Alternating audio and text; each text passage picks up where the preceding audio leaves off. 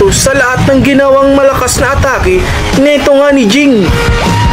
Dito nga ay gulat na gulat sila gon Killua Razor. Napansin naman agad ito ni Akuma.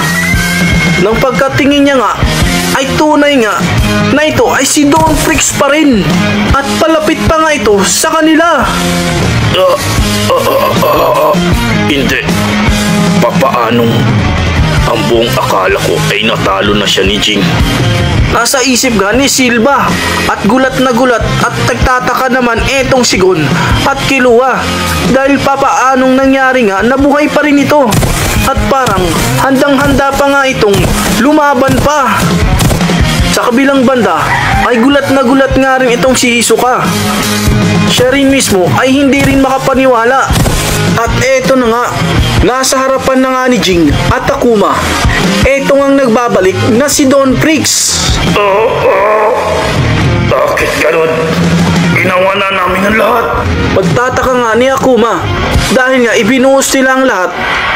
Ngunit wala din naman palang mangyayari. Pero sandali, si Dawn Freaks nga ay bigla na nga lang itong ngumiti dito nga kay Jing. At si Jing din naman ay nakangiti nga lang din ito. At bigla na nga lang rin itong bumagsak eto nga si Dawn Freaks. Dahil dito ay nagtaka na nga na naman etong mga bida natin. Hindi na nila alam kung ano ang nangyayari. Don, tignan mo, bigla na lang bumagsak etong si Dawn Freaks. Ang akala ko ay atake siya. Banggit nga ni Killua. Killua, kahit ako mismo ay hindi ko alam kung ano ba talaga ang nangyayari sa kanila. At nagpatuloy nga si Gon sa paglapit kay Jing at kay Don. At makikita nga natin dito na magkatabing ang nakahiga eto nga si Jing at si Dawn Freaks na tila parang tapos na nga talaga ang laban. Masasabi kong magaling ka nga talaga. Napabilib mo ako dahil mas nahigitan mo ako. Papuri nga ni Dawn Freaks dito nga kay Jing. Nagkakamali ka. Nagawa ko rin yun dahil hindi ako nag-iisa.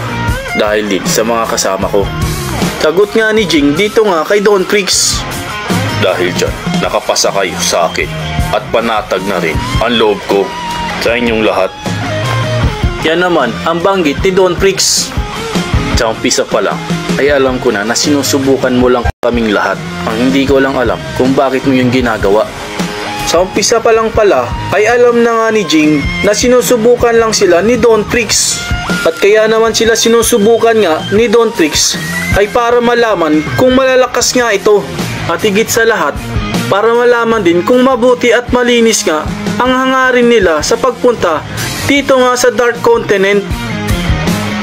Yon, ikaw pala. Mabuti naman at ayos lang kayo ni Killua.